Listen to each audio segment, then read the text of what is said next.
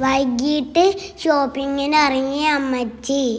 ഒരാൾ വരുന്നുണ്ട്. കണ്ടിട്ട് ഗൾഫ് കഴിഞ്ഞാ തോന്നണേ. കച്ചവടം പൊരിവയ്ക്കും. എന്തൊക്കെയാ ഉള്ളത് ചേട്ടാ?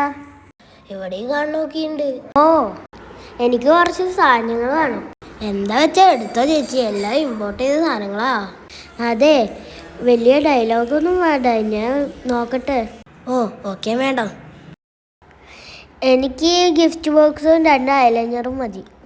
ഇത്ര സാധനങ്ങൾ മതിയോ മേഡം? മതി, ബില്ലടിക്ക്.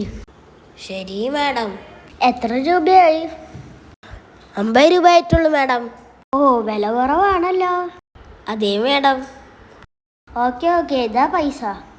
പടയ്ക്കണ നോട്ടാണല്ലോ മേഡം. താൻ ബാക്കി വന്ന്. ശരി മേഡം. ഇന്നാ മേഡം ബാക്കി. ശരി, എന്നാ ഞാൻ പോട്ടെ. ഹായ് ചേട്ടാ. മോനെ പറയ്. ചേട്ടാ, എനിക്ക് കുറച്ച് സാധനങ്ങൾ വേണം. എന്താ വേണ്ടി വെച്ച എടുത്തോ. എല്ലാം കച്ചവടം ചെയ്യാൻ വെച്ചാ ഏത് വേണേലും എടുത്തോ. അതെ, ഇനിയൊന്നും ഈ വഴിക്ക് കാണാറില്ലല്ലോടാ. ബിസിയാണ് ചേട്ടാ. എത്രയായി ചേട്ടാ? 400 രൂപയായി. ഇവൻ പണിക്കൊന്നും പോണില്ല, നല്ല പൈസയാണ്. നമുക്കെന്താ, കച്ചവടം നടന്നാ പോരെ. എന്താണ് ഇങ്ങനത്തെ നോട്ട്?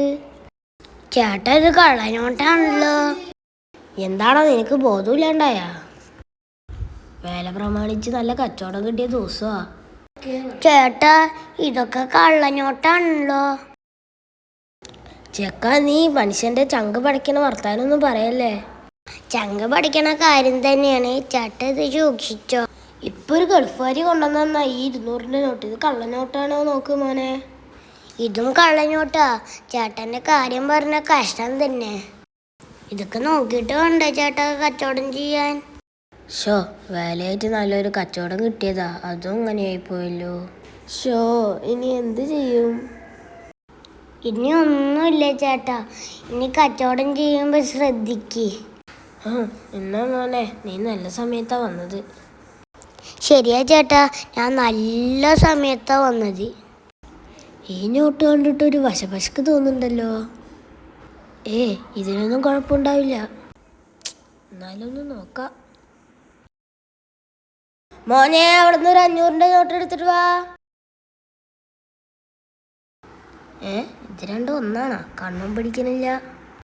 ഇതൊന്ന് വലുതും ഒന്ന് ചെറുതുമാണല്ലോ. അയ്യോ, ഇവനും എന്നെ പറ്റിച്ച. ഷോ.